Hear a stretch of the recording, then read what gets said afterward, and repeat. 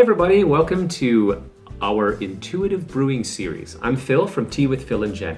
Today I'm going to talk to you about water temperature. A very basic, fundamental point when dealing with tea. And my first point is probably going to sound painfully obvious, but we always start with boiling water. Wow, that's a surprise, isn't it?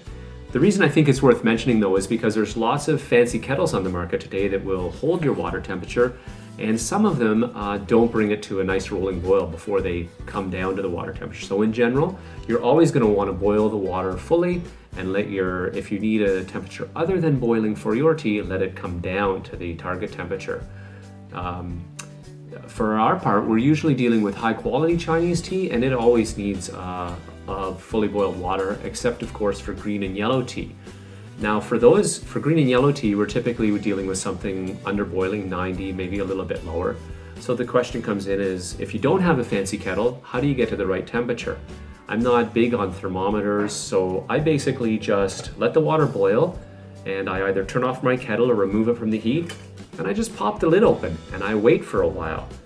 So how long do I wait? Well, I pretty much wait until I can't wait anymore. I'm usually dealing with a tea that I'm pretty excited about, so I probably don't tend to wait long enough.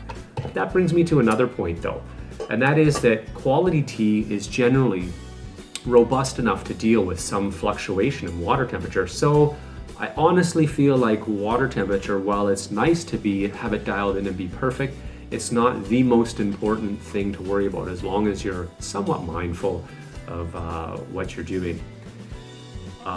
That pretty much wraps up my talk about water temperature. I hope you enjoyed the chat and learned something. Please like and subscribe the video, and we will see you next time. Oh, and if you're wondering how much tea to put in that gaiwan, or maybe how long to steep, check out the rest of our Intuitive Brewing series for answers to those questions. We'll see you next time. Bye-bye.